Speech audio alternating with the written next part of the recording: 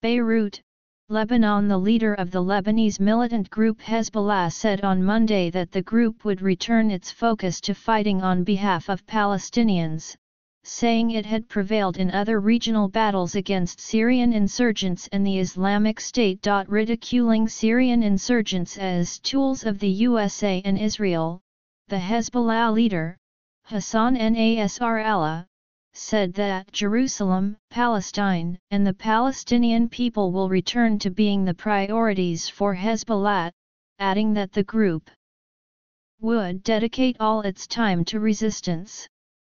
Speaking via a video feed at a rally in Beirut, the Lebanese capital, that was organized to protest President Trump's decision to recognize Jerusalem as Israel's capital, Mr. Nasrallah called on Arab and Muslim countries to abandon their pursuit of normalizing relations with Israel by evicting the country's embassies and cutting diplomatic ties. Today we are witnessing a true intifada, or uprising, Mr. Nasrallah told the crowd. Speaking of protests that have spread throughout the Palestinian territories of the West Bank and Gaza, Muslims and Christians are all united to defend their holy sites in Jerusalem.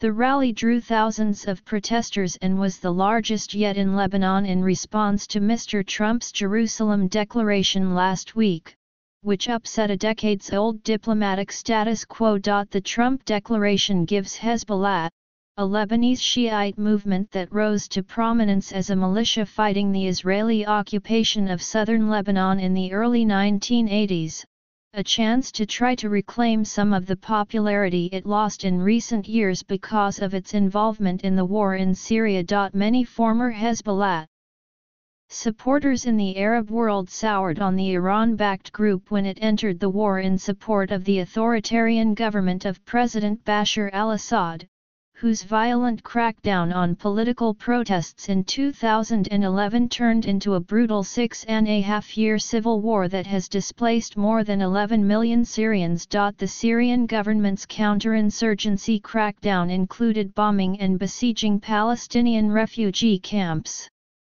where there was some support for the Syrian rebels. That, too, led Palestinian and other Arab critics to complain that Hezbollah had strayed from its roots of resisting Israeli occupation and abetted in the oppression not only of Syrians, but also of Palestinian refugees in Syria. Hezbollah is still believed to have thousands of troops in Syria, and Mr. Nasrallah, who spoke from an undisclosed location, made no suggestion that they would leave anytime soon. On Monday, demonstrators marched down a road in the southern Beirut neighborhood that houses Hezbollah's headquarters, chanting "Death to Israel! Death to America!" and "Zionists must die, die, so Jerusalem doesn't die." Both the Israelis and Palestinians claim Jerusalem as their capitals. Israel captured East Jerusalem in 1967 and annexed it in a move that was never officially recognized by the international community. Although Israel controls the entire city, both sides agreed in 1993 that its status would be resolved through peace negotiations.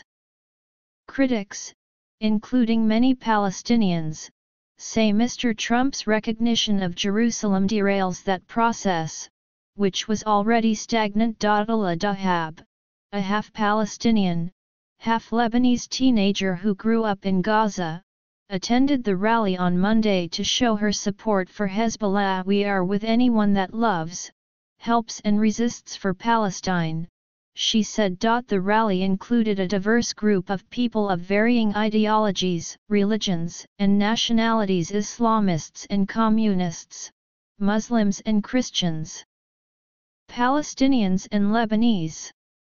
Palestinian refugees were bussed from refugee camps around Lebanon in what has become a staple in a week of protests against the Jerusalem decision. Mernam Haj, 16, a Palestinian who traveled to the rally from the Shatila refugee camp, said, "We are here because we can't do anything from here except show Palestinians inside Palestine that we're with them."